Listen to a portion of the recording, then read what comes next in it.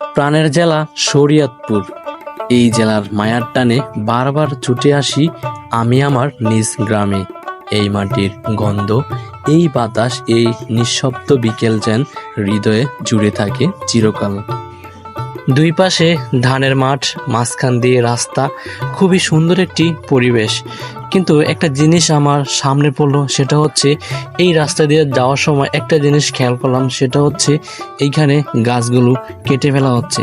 জানি না কেন এই গাছগুলো কেটে ফেলা হচ্ছে, তবে গাছগুলো যখন ছিল তখন এইখানকার প্রাকৃতিক সৌন্দর্য সত্যি খুব অসাধারণ ছিল।